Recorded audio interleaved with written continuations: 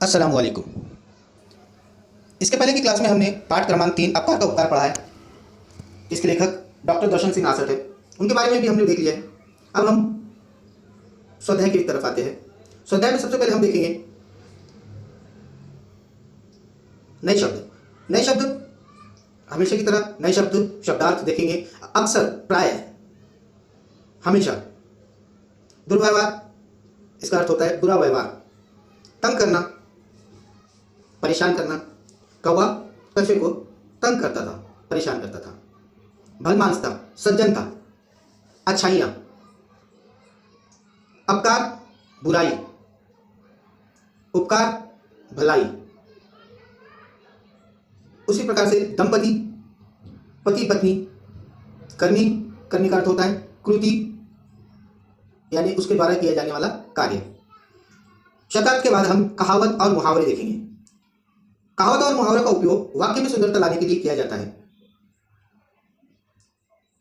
कहावतें और मुहावरों के कुछ शब्दों की वजह से बहुत बड़ी बात कही जाती है। देखेंगे हम कहावत, अब पछताए हो क्या जब चिड़िया चुग गई खेत।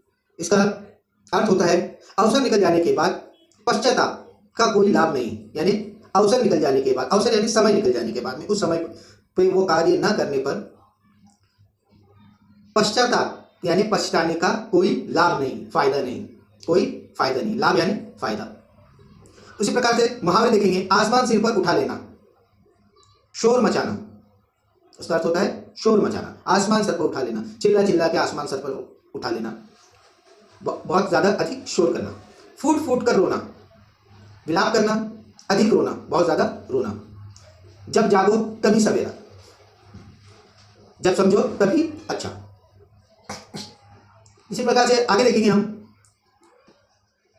निम्नलिखित शब्दों के वचन और लिंग बदलकर वाक्य में प्रयोग करें। सबसे पहले तो हमें वचन और लिंग समझना होगा। वचन किसे कहते हैं और लिंग किसे कहते हैं, इनके कितने रूप होते हैं वो देखेंगे। वचन की परिभाषा देखेंगे हम। वचन किसे कहा जाता है, जो पद या शब्द पुरुष जाति का या स्त्री जाति का, लिंग आ गया पहले, पहले हम वचन देखेंगे। वचन किसे कहते हैं, वचन की परिभाषा देखेंगे हम। शब्द के जिस रूप से एक या अधिक होने का बोध होता हो उसे वचन कहते हैं। शब्द के जिस रूप से, यानी शब्द जो लिखा हुआ है उस रूप, उसमें वचन सिंगुलर है या प्लूरल है। वचन यानी सिंगुलर है या प्लूरल है, तो हम उस शब्द को वचन कहते हैं। हिंदी भाषा में दो वचन होते हैं, एक वचन और एक होता है बहुवचन। बहुवचन को अनेक वचन भी कहा जाता है। बहुवचन का अर्थ होता है अनेक वचन, तो इसे दोनों भी प्रकार से लिखा भी जाता है और कहा भी जाता है। शब्द के जिस, एक वचन देखेंगे हम। शब्द के जिस रूप से एक ही प्राणी या पदार्थ का बोध होता है उसे एक वचन कहते हैं।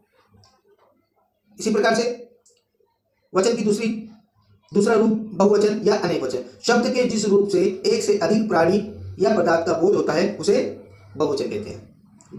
एक वचन बहुवचन समझ में आया आपके, वचन के दोनों रूप समझ में आया। हाँ, इसे लिखना भी है अपनी नोटबुक में।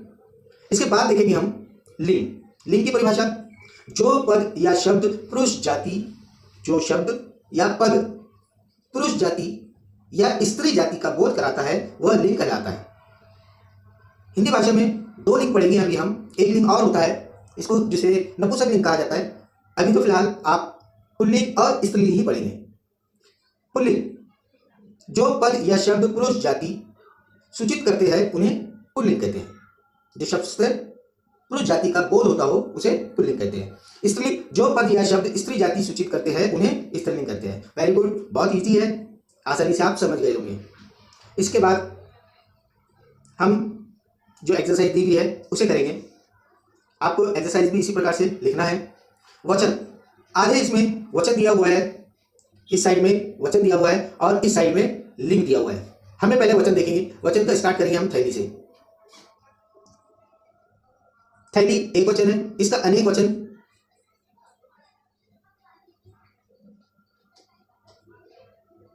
थैलियां।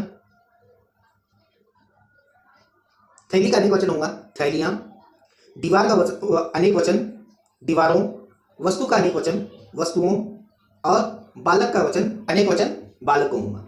इसी प्रकार से लिंग, लिंग में गुड़िया दी हुई है, तो गुड़िया आपको पता है स्त्रीलिंग है या पुल्लिंग है, स्त्रीलिंग है। स्त्रीलिंग का पुल्लिंग होगा गुड्डा।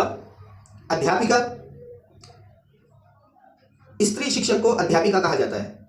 और उसी प्रकार से उसका विरुद्धार्थी होगा अध्यापक, अध्यापिका, विरुद्धार्थी उसका अध्यापक, और उसका स्त्रीलिंग हुआ अध्यापिका और पुल्लिंग हुआ अध्यापक।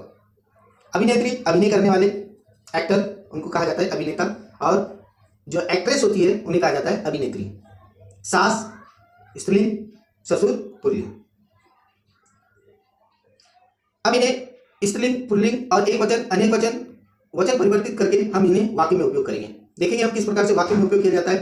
पॉलीथीन की थैलियां इधर उधर मत फेंको।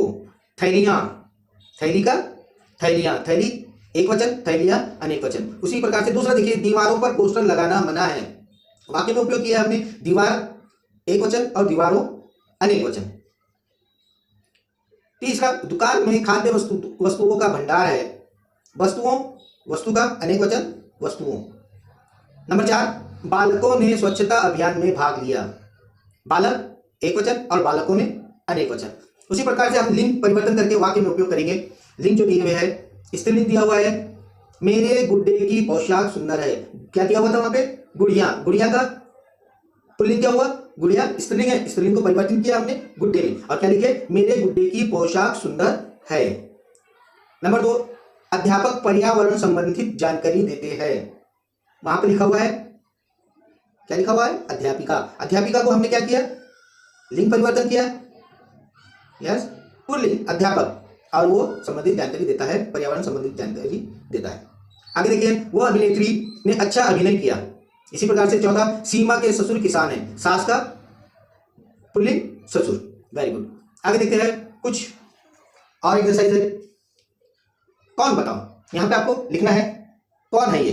कछुए को तंग परेशान करने वाला कौन है? यस, कौवा। मुंह में अंडा पकड़ने वाला कछुआ। पेड़ के जामुन खाने के लिए आने वाले गांव के लड़के, और दुर्व्यवहार से रोकने वाली कौवे की पत्नी। निम्नलिखित प्रश्नों के उत्तर लिखो। प्रश्न के उत्तर में वक्त समय ज्यादा होने के कारण आपको सिर्फ पढ़ के बता रहा हूं, आप इसे एज इट इज लिख लीजिएगा। प्रश्न पहला, अपकार का उपकार इस कहानी के लेखक का नाम क्या है? अपकार का उपकार इस कहानी के लेखक डॉक्टर दर्शन सिंह आसठ है।